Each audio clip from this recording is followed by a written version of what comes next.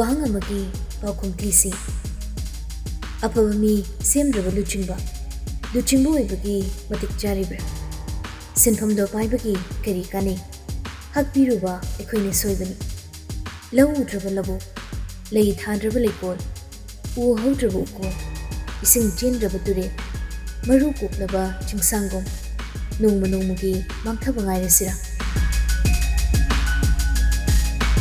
ꯑꯅꯧꯕ ꯄꯥꯎ ꯍꯨꯝꯗꯨꯅ ꯄꯨꯈ꯭ꯔꯦ ꯃꯥꯏꯀꯩ ꯑꯃꯗ꯫ ꯗꯤꯌꯥꯒꯤ ꯃꯤꯁꯤꯅ ꯄꯨꯂꯤꯁ ꯁ꯭ꯇꯦꯁꯟꯒꯤ ꯇꯦꯕꯜꯗ, ꯅꯤꯡꯊꯧꯒꯤ ꯊꯧꯗꯣꯛꯅ ꯃꯤꯌꯥꯝꯗ꯫ ꯉꯁꯤꯗꯒꯤ ꯅꯨꯃꯤꯠ ꯍꯨꯝꯅꯤ ꯏ ꯄꯥꯎ ꯐꯣꯡꯕ ꯂꯦꯞꯂꯒꯅꯤ ꯍꯥꯏꯕ ꯇꯥꯕꯅꯤ꯫ ꯁꯣꯛꯂꯤꯕꯗꯣ ꯄꯥꯎꯃꯤꯅꯤ꯫ ꯋꯥꯔꯣꯜ ꯀꯌꯥ ꯐꯦꯁꯕꯨꯛꯀꯤ ꯈꯨꯠꯊꯥꯡꯗ ꯃꯔꯤ ꯃꯔꯤ ꯍꯥꯏꯅꯔꯛꯂꯤ꯫ ꯃꯤꯁꯛ ꯈꯪꯍꯧꯗꯕꯅ ꯀꯔꯤꯗꯤ ꯇꯧꯕ ꯉꯝꯂꯨꯅꯤ? ꯑꯗꯨꯕꯨ right to freedom of the media, journalist, news channel, newspaper have the right to report and express opinions freely without unfair control or censorship. ꯃꯁꯤꯅ ꯀꯃꯟ ꯑꯣꯏꯕ ꯈꯣꯜꯂꯥꯎ ꯑꯣꯏꯅ ꯍꯧꯔꯦ꯫ ꯍꯩꯈ꯭ꯔꯦꯗ ꯑꯋꯥꯡꯗ ꯁꯤꯠꯂꯝꯕ ꯅꯨꯡꯁꯤꯠꯇꯣ ꯈꯥꯗ ꯍꯦꯛꯇ ꯍꯨꯝꯈꯤ꯫ ꯊꯥꯛ ꯋꯥꯡꯕ ꯄꯣꯂꯤꯇꯤꯛꯁꯀꯤ ꯃꯒꯨꯟ ꯑꯃꯅꯤ꯫ ꯀꯣꯛ ꯈꯖꯤꯛ ꯅꯦꯝꯕ ꯑꯩꯈꯣꯏꯅꯒ ꯂꯥꯝꯕ ꯐꯪꯕ ꯅꯠꯇꯦ꯫ ꯑꯗꯨꯕꯨ ꯁ꯭ꯋꯥꯏꯗ ꯏꯔꯥꯡ ꯊꯣꯛꯂꯗꯤ ꯕꯖꯥꯔꯗ ꯆꯦꯡ ꯍꯋꯥꯏ ꯌꯦꯟꯕꯁꯤꯁꯨ ꯑꯗꯨꯃꯛ ꯆꯠꯅꯤ꯫ ꯁꯤꯐꯥꯎꯗꯤ ꯈꯪꯂꯤꯗꯅ ꯑꯩꯈꯣꯏꯁꯨ ꯄꯪꯂꯤ꯫ ꯑꯗꯨꯕꯨ ꯄꯥꯎꯁꯤꯡꯁꯤꯗ ꯊꯣꯏꯅ ꯅꯥꯆꯪꯗꯦ꯫ ꯍꯟꯗꯛ ꯃꯔꯛꯇꯤ ꯃꯈꯣꯏ ꯁꯔ ꯆꯤꯡꯅꯩꯗꯣ ꯀꯔꯤꯕꯨ ꯈꯟꯕꯅꯣ? ꯊꯃꯣꯏ ꯂꯥꯏꯃꯟ ꯇꯣꯏꯅ ꯏꯍꯧꯏ ꯅꯨꯄꯤ ꯃꯥꯒꯤꯗꯃꯛ꯫ ꯍꯟꯗꯨꯅ ꯄꯥꯏ ꯗꯣꯛꯇꯔ ꯂꯟꯒꯤ ꯆꯖꯤꯛ ꯑꯣꯜꯂꯕ ꯃꯦꯁꯦꯖꯇꯣ꯫ ꯀꯩꯁꯨ ꯊꯣꯏꯗꯣꯛꯄ ꯇꯧꯍꯧꯗ꯭ꯔꯦ ꯁꯔ, ꯐꯤꯚꯔ ꯈꯔ ꯌꯥꯎꯍꯧꯏ, ꯍꯤꯗꯥꯛ ꯄꯤꯖꯔꯝꯕꯅꯤ꯫ ꯌꯥꯔꯒꯗꯤ ꯍꯣꯁꯄꯤꯇꯥꯜ ꯐꯥꯎꯗ ꯄꯨꯕꯤꯔꯛꯄ ꯆꯨꯝꯒꯅꯤ ꯈꯜꯂꯤ ꯁꯔ꯫ ꯃꯥꯒꯤꯁꯤ PTSD ꯍꯥꯏꯗꯤ ꯄꯣꯁ ꯇ꯭ꯔꯣꯃꯥꯇꯤꯛ ꯁ꯭ꯇ꯭ꯔꯦꯁ ꯗꯤꯁꯑꯣꯔꯗꯔꯒꯤ ꯁꯤꯝꯞꯇꯣꯝꯁ ꯈꯔ ꯁꯨꯝ ꯎꯕ ꯐꯪꯖꯩ꯫ ꯍꯟꯖꯤꯟ ꯍꯟꯖꯤꯟ ꯑꯇꯦꯟꯕ ꯃꯦꯁꯦꯖꯇꯣ ꯃꯇꯦꯛꯇꯣ ꯄꯥꯏ꯫ ꯈꯪꯉꯤ ꯃꯔꯝ ꯀꯔꯤꯅ ꯑꯣꯏꯈꯤꯕ, ꯃꯇꯧ ꯀꯔꯝꯅ ꯐꯍꯟꯁꯤꯒꯦ, ꯏꯃꯣꯁꯅꯦꯜ ꯁꯄꯣꯔꯠ ꯌꯥꯝꯅ ꯗꯔꯀꯥꯔ ꯑꯣꯏ꯫ ꯃꯥꯃꯛꯅ ꯄꯤꯕ ꯉꯝꯒꯗꯧꯔꯤꯕ꯭ꯔꯥ? ꯋꯥꯈꯜꯁꯦ ꯃꯌꯥꯝꯁꯦ ꯈꯟꯅ ꯗꯣꯛꯇꯔ ꯂꯟꯗ ꯀꯣꯜ ꯇꯧꯁꯤꯜꯂꯤ꯫ ꯍꯜꯂꯣ, ꯅꯪ ꯀꯥꯏ ꯂꯩ?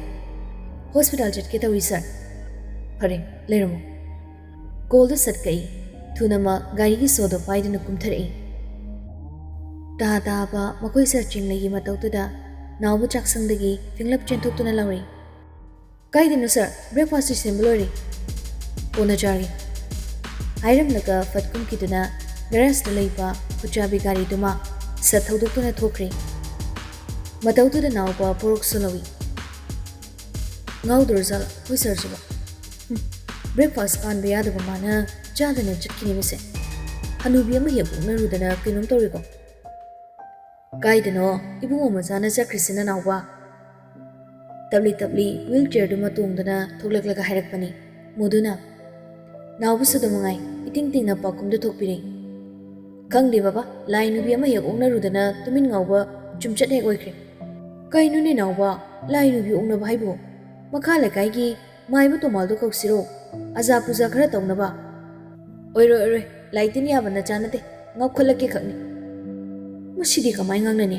ꯀꯗꯥꯏ ꯑꯩꯒꯤ ꯐꯣꯟꯗꯣ ꯄꯨꯔꯛꯑꯣ, ꯃꯤꯂꯟꯗ ꯀꯣꯜ ꯇꯧꯒꯦ꯫ ꯕꯕꯥꯅꯗꯤ ꯅꯆꯥꯅꯦ ꯁꯥꯗꯅ ꯄꯥꯈꯠꯆꯔꯤꯕ, ꯅꯆꯥ ꯁꯛꯇꯥꯗꯨꯅꯗꯤ ꯅꯣꯡꯃꯇ ꯕꯕꯥ ꯐꯥꯎ ꯀꯧꯗꯦꯅꯦ꯫ ꯏꯍꯦ, ꯉꯥꯡꯗꯅ ꯂꯩꯔꯦꯅꯦ ꯃꯁꯦ꯫ ꯆꯠꯂꯨꯅꯦ, ꯑꯩꯒꯤ ꯐꯣꯟꯗꯣ ꯂꯧꯔꯨꯆꯣꯅꯦ ꯅꯪꯕꯣ꯫ ꯍꯣ ꯆꯠꯂꯦ ꯑꯩ꯫ ꯅꯣꯡꯉꯥꯟꯕꯒ ꯅꯈꯣꯏ ꯅꯄꯥ ꯃꯆꯥꯒꯤꯅꯦ ꯀꯨꯝꯍꯩ ꯌꯦꯡꯕꯗ ꯃꯤꯠꯁꯦ ꯐꯅꯌꯥꯝꯗꯤ ꯁꯣꯛꯂꯕꯅꯤꯀꯣ꯫ ꯀꯨꯏꯔꯦ ꯅꯥꯎꯕ ꯐꯣꯟꯗꯣ ꯂꯧꯔꯨꯗꯅ ꯃꯣꯗꯨꯗ ꯄꯤ꯫ ꯑꯗꯨꯗꯨꯗ ꯃꯣꯗꯨ ꯅꯦ ꯇꯥꯅ ꯃꯤꯂꯟꯗ ꯀꯣꯜ ꯇꯧꯏ꯫ ꯏꯕꯨꯡꯉꯣ ꯃꯤꯂꯟ꯫ ꯑꯁꯣꯝꯗꯒꯤ ꯃꯤꯂꯟꯅ, ꯀꯩ ꯍꯥꯏꯕ ꯕꯕꯥ? ꯅꯪꯕꯨ ꯅꯈꯣꯏ ꯁꯔꯒ ꯄꯨꯟꯕ꯭ꯔꯣ? ꯕꯕꯥ ꯑꯩꯗꯤ ꯁ꯭ꯇꯦꯁꯟꯗ ꯂꯩꯔꯤ꯫ ꯑꯣ ꯐꯔꯦ, ꯅꯈꯣꯏ ꯁꯔꯗꯣ ꯍꯧꯖꯤꯛꯇ ꯐꯤꯡꯂꯞ ꯊꯣꯛꯈꯤꯕ, ꯉꯔꯥꯡꯁꯦ ꯁꯣꯛꯂꯒ ꯍꯜꯂꯛꯏꯗꯣ꯫ ꯑꯗꯨꯗꯤ ꯏꯄꯥꯅ ꯁꯨꯝ ꯅꯨꯡꯁꯥ ꯊꯤꯗꯅ ꯍꯪꯂꯤꯕꯅꯤ, ꯅꯪꯒ ꯍꯦꯛ ꯄꯨꯟꯕ꯭ꯔꯥꯅ꯫ ꯅꯥꯀꯟꯗ ꯂꯦꯞꯂꯤꯕ ꯅꯥꯎꯕꯅ ꯇꯞꯂꯞ ꯁꯣꯜꯂꯤ꯫ ꯆꯨꯝꯈ꯭ꯔꯦꯗ, ꯃꯆꯥ ꯐꯠꯇꯕꯒꯤꯅ ꯍꯦꯜꯂꯤ ꯃꯃꯥ ꯃꯄꯥ ꯋꯥꯕ ꯍꯥꯏꯗꯣ꯫ ꯑꯩꯅ ꯆꯍꯤ 10 ꯍꯦꯟꯅ ꯃꯤꯅꯥꯏ ꯑꯣꯏꯔꯛꯄꯁꯦ ꯅꯣꯡꯃꯇ ꯏꯃꯥꯗꯨꯅ ꯏꯆꯥꯕꯨ ꯋꯥꯕ꯭ꯔꯥ ꯀꯝꯗꯧꯔꯤꯐꯥꯎ ꯍꯪꯂꯛꯇꯦꯕ꯫ ꯁꯜꯂꯥ, ꯏꯃꯥ ꯊꯤꯛ ꯇꯧꯒꯦꯗ꯫ ꯐꯔꯦ, ꯑꯗꯨꯗꯤ ꯅꯪ ꯑꯃꯨꯛꯇ ꯀꯣꯜ ꯇꯧ, ꯏꯄꯥꯅ ꯇꯧꯕꯗꯤ ꯄꯥꯏꯔꯛꯑꯣꯏ꯫ ꯊꯝꯃꯒꯦꯀꯣ꯫ ꯍꯣꯏ ꯕꯕꯥ, ꯑꯩ ꯃꯔꯣꯜ ꯍꯥꯏꯖꯔꯛꯀꯦ꯫ ꯀꯣꯜꯗ ꯊꯝꯈ꯭ꯔꯕꯗ ꯃꯗꯨ ꯅꯥꯎꯕꯗ ꯑꯣꯟꯁꯤꯟꯗꯨꯅ ꯇꯞꯂꯞꯅ ꯍꯪꯂꯛꯏ꯫ ꯉꯁꯤ ꯉꯔꯥꯡ ꯅꯈꯣꯏ ꯁꯔꯅ ꯀꯗꯥꯏꯗ ꯆꯠꯂꯤ ꯍꯥꯏꯕ ꯇꯁꯦꯡꯅ ꯅꯥꯎꯕ ꯅꯪ ꯈꯪꯗꯕ꯭ꯔꯥ? ꯈꯪꯗꯦ ꯕꯕꯥ, mahusadi chalasu aibu he pubani masing arang de harakte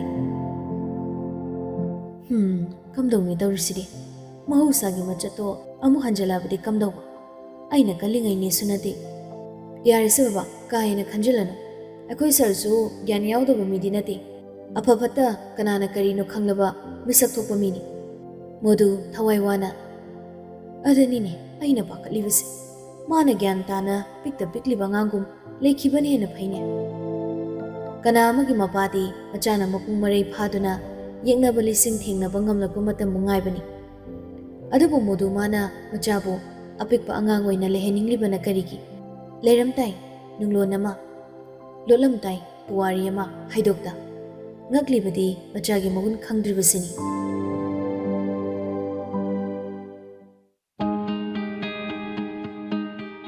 manjunaba gate tugi wahang madani tumin makoi sir angawbado gari duda masa pulap ngatha luraknaba midingna gate tu yengduna lei ngamdabani changsinba mikup sida yumdo yegnaba kana amagi oirabadi thawna leina changlamgani adubu pangal phudokpa ngamde mabu uraka nupi mana hunglakadaba saktamdo khallubada thamoina ihul amani ting ting kan hek chungli khudiyeta thabak kan hek paisinduna khangi ngaglibadi asawba matamda chungkibi ihul pendaba matamda haurup ihul karigumba kanda haukiba konsinduna ningamdabagi maina churukpa ihul singsigi haurapam loina lei loina tongali mawung mandi mawung manade adubu ngasi chonglakliba makoi sargi ihul simadi kari haina mingthongani khangde sukman hek manade amukta sutokidri thamoi nungda chikchik lauba anaba maphawna he kholi ihuldo tofung khangda ningjing mangjing ikai ihuldo puduna gate tamna lai kunna khazik thengbada mathanda tukidoraba gate to ek hangba ngamda chaplepi madausida makoi sar mathanda pendraduna chaiji kidore have noise nawbudu puramdo tanjasida yum manunglomdagi gate to sat hangli aping apai hoina makoi sar chingleido maili duna chena bokhone puran bamakom nanghaude nautuna sat korokpana hali uncle lamiro nongmi chenba nangaudraba khongkapto chumna thamduna tablap hangli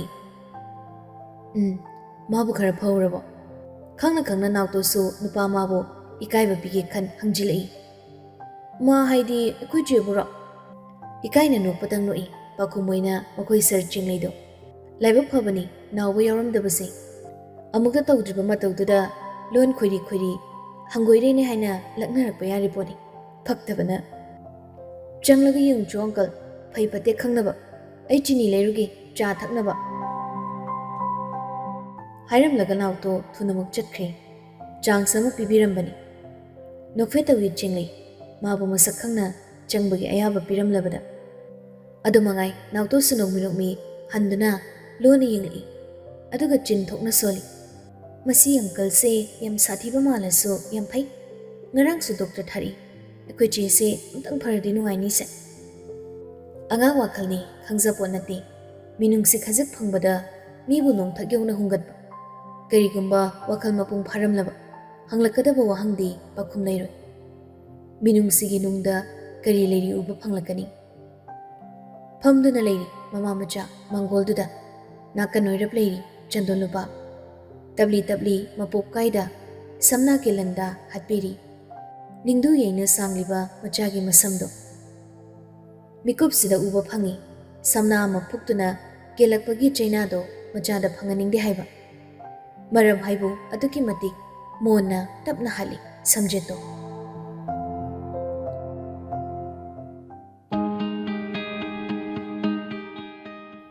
mikup sida urei mitmangda akibagi pirangna koirauna bi mitluwani da tangja mapok kaida ningthina leiramba sambulna ningkhaiduna kintharakpa pakatpana langoi chenkiduna thaktak niklaba hakchang tanik mipaina wana holiba so tagup midengna wahanga mahang soli honjelikna mabu kanbiyo laurakhiba ताखिरे अदुक फजरबा समलांगना मागी पांगलबु नमत फमोइखी लवाई लुतुनगी समदो पाई पाइदुना साफु कन्ना सोर सोर चिंखिबनी उरकलिबा ममीदुदा चिंगले अंगावबकुम अफिंग अफाइना प्रप प्रप Mongol तमना कारकलगा नाकन्ना लेरिबा लुबागदुदगी कातिदो तापाइखतकी उरकलिबा ममीदुदा चिंगले अंगावबकुम अफिंग अफाइना प्रप प्रप Mongol तमना कारकलगा नाकन्ना लेरिबा लुबागदुदगी कातिदो तापाइखतकी अदुगा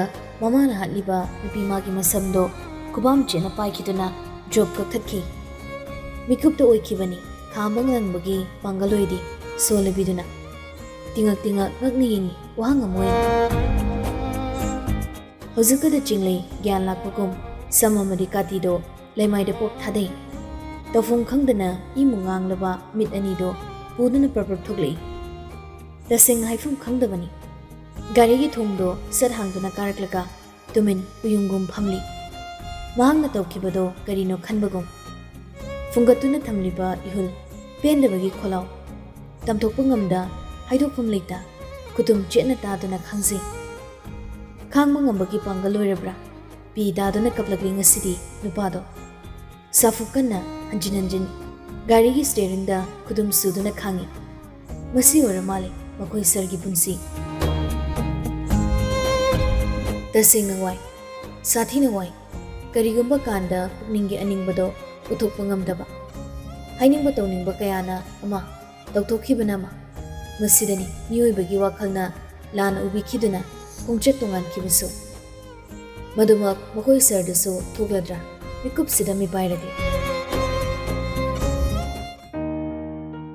तंजासिदा नाउतोना गारीगी थोंनाउदुदा कोकोक Thillai P चोलबा माइथोंदो किशु तौदबगुम ससत नांथोक्तुना थोंनाउदु सतहांगी ता ता पाखना हाइरी नाउतोना uncle चिचे चिचेदो कनोमता हौरे मा कनोमता हौरे uncle नुंसित की मांग थाना चिंसिन की बखंगौदे कीबना लाकना फाना यादा खुदुम चेना तासिंदना लाउरी बिमाबु चंगसिंदना कोनसिलुई थम्मी मथादा मिकुपक्रा चेजेट कोनसिंदना माबु नाथोखिनी मतागो हेना तुम हेना चेना कोनसिली मिकुपसिदा मकोई सरना लौरीबा थौदांग सकरी खंगदे खुदकी इहुलनी लफुम थोकपो ओइरमताई अकीबदुबो कोकलबदा कुतुम चेना पाइरम खुतासो पोपतारगले खंगी मा ज्ञान मांग खुदकता नुपीदो फैना पमखुतुना हाइरी मकोई सरना इमा हॉस्पिटल दा पुनबा तोक्सी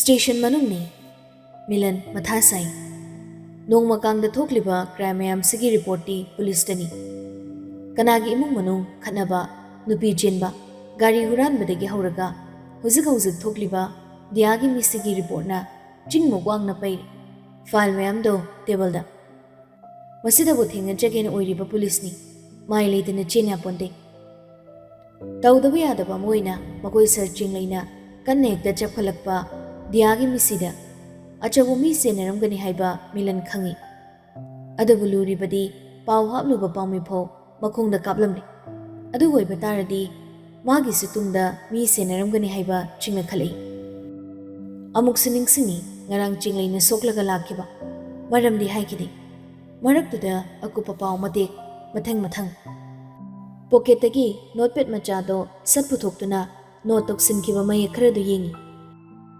wahi yamluba nate date ka konana wahi ahum mari iri mingaktani bracket ka konana oza satra masaktai 24 November Kangla News DDS Sia teacher Sinthoi student Agakpani chumna paw yengba kanana khaloi aduba police saiba senphamda leirubana hiram khuding kupna yeng maramdi mibu kupna yengbagi machat ama loina jai pawduda ozamadi satrasigi ming pankhidi adubu yaliba ID card tugi matingna ming ani se phangkhibani kudakta fuk hogoli chanaba simsai paw pige khan makoi searching leida call tawi adubu pairakte tanjasida tamu mani changlaktuna haire sir rase oktuna leire okay investigation room da pusilo examine gi sample do logodabani ꯐꯅꯤ sir, ꯃꯁꯥ ꯃꯁꯥꯒꯤ ꯃꯊꯧꯗ ꯃꯥꯏ ꯑꯣꯟꯁꯤꯟꯈꯤ꯫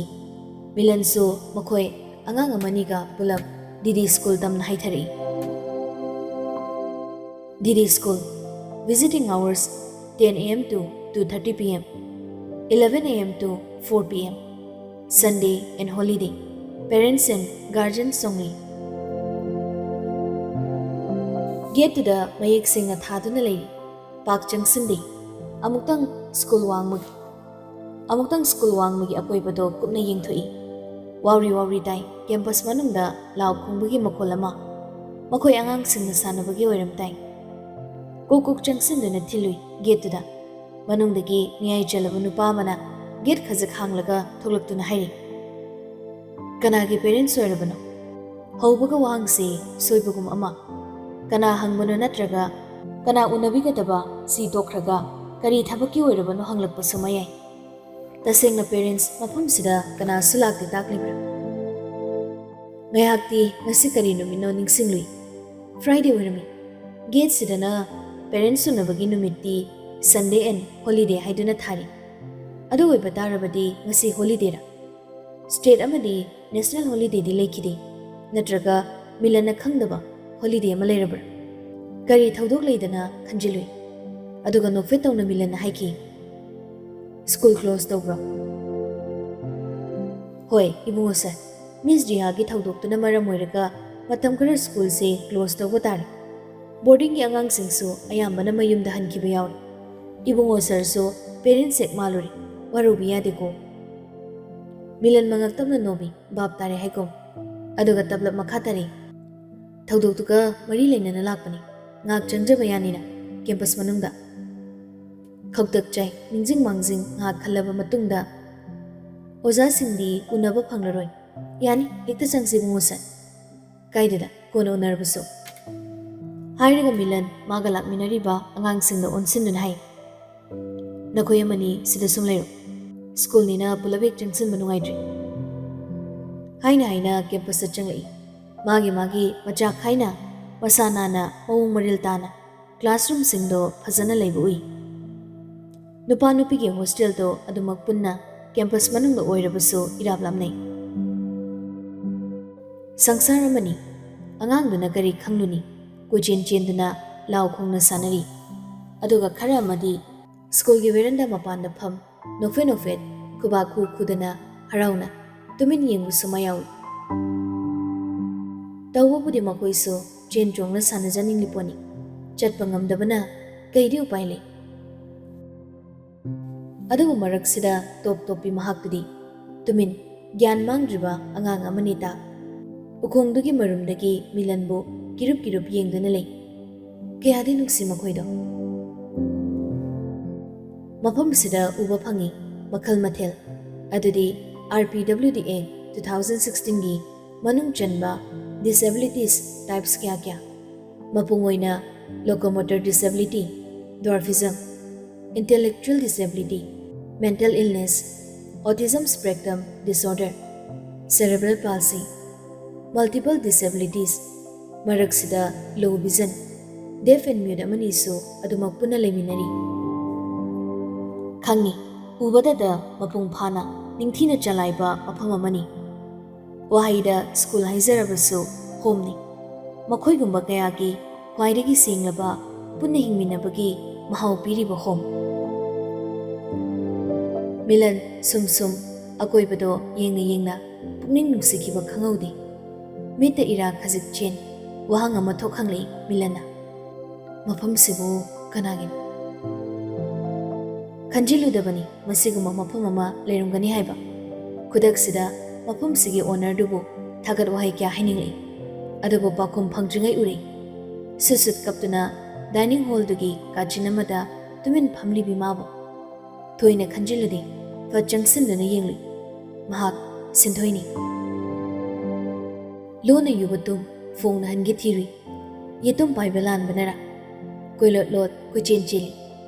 Nungut na yubatum do tasinduna bolai thoki. Onthok na sungam kreda.